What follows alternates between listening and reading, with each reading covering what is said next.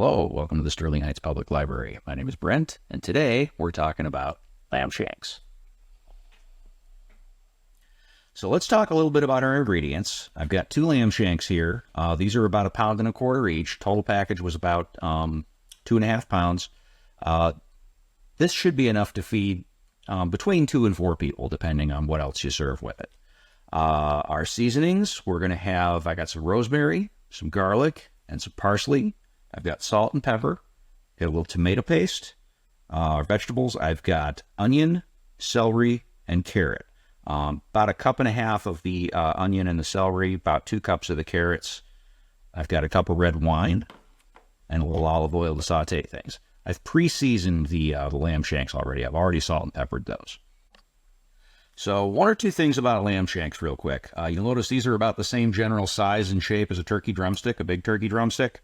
There's a reason for that. Basically, this is the same part of the animal that you would get the drumstick off of on a bird. It's the lower leg. There's a fair amount of bone in here and also a lot of connective tissue. These things here, you want to cook low and slow. You basically want to braise them most of the time. That way you get that all that connective tissue breaks down and you get nice and tender. Today, we are fooling around with an InstaPot. So there's some settings on here that you're going to want to take a look at, and we're going to start off on the saute setting here. Right now it's on a preheat cycle, and I can feel that that is very close to ready.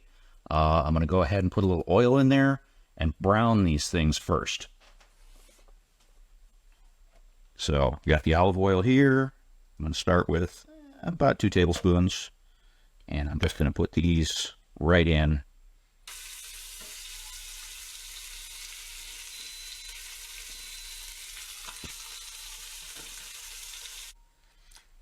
So the lamb shanks, basically I'm just trying to get some color on them right now. We're not cooking them all the way through by the browning, but we just want to start to develop a little bit of flavor that way. They are a little bit tricky if you don't have a pan that's big enough, because these things have a bone in them and they don't bend. So let me grab the vegetables and we're going to throw those in here and get a little color on those too. So the meat took between about 8 and 10 minutes to get that going. For the onion and carrot and a celery. And this combination is a classic combination that the French call mirepoix. And then just give that a little bit of stir. And there is still the olive oil in there from on the meat and a little bit of fat that came off the lamb. And then we're just going to let those go for probably about 5 to 8 minutes. So we're going to add a little bit of tomato paste to this, and if you don't need a whole 6-ounce can, you can buy this stuff in tubes, which is kind of convenient. We're only going to use a few tablespoons today, so this stuff you can actually recap when you're done using it. So I'm going to go ahead and squeeze that right on in there.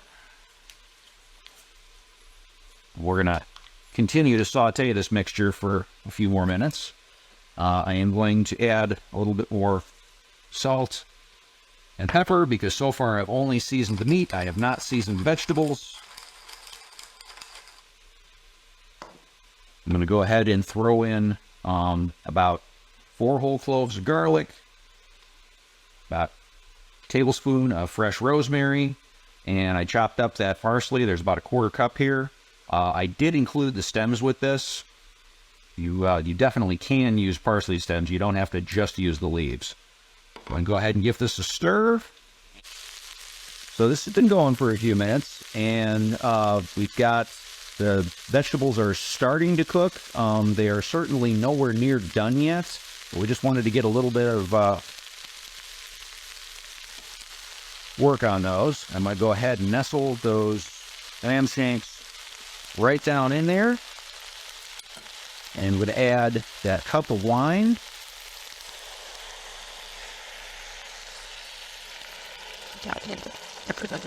Going to settle that saute down completely. We're going to go ahead and reset the pot here, and then we're going to pressure cook this for a while. So to reset the pot, I'm going to go ahead and hit cancel. I'm going to put the lid on and lock that in place. Now this is a pressure cooker, so we're going to go to pressure cook, And I'm going to set the time. And I'm going to give this thing about 45 minutes to start out with. I might need a little longer than that, but I think that should be plenty.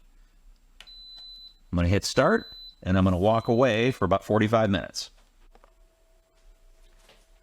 So when the 45 minutes is up, you're going to find that this thing's got a keep warm cycle. What I'm going to do is I'll go ahead and hit cancel. This is going to turn it off. Now, this is a pressure cooker, so this thing is still under pressure. I am going to let this thing sit for a good 15 or 20 minutes for the pressure to settle down. You can do a quick release on these, but in this case, I'm not going to do that.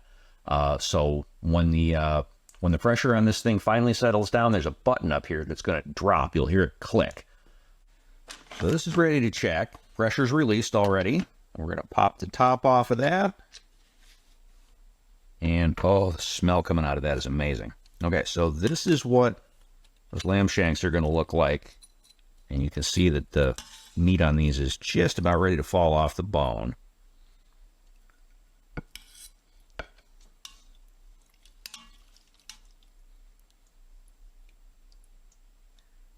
There's those. And all the veggies are in here. I'm just going to give it a quick stir. And this is ready to plate. So let's talk real quickly about this shank here. Now, this is fall apart tender. I mean, it is just ready to fall off the bone. And the way we were able to do that was by putting it in the InstaPot. And this takes a lot less time than doing a traditional braise, where you're going to be spending hours cooking this thing at a low temperature. This thing speeds things up tremendously. In about an hour, you can do something that would easily take 3 or 4 hours otherwise. So let's go ahead and plate this. Now, I have here some polenta, which is porridge made out of cornmeal. And I'm not gonna do the whole shank there because it's actually a pretty good sized piece of meat. You can decide how much of it you want, and you can see that it just falls right off.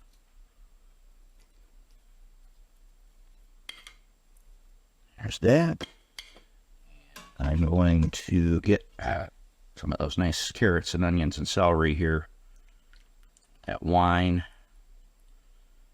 That right in there. So you've got a braised lamb shank with vegetables and a little polenta.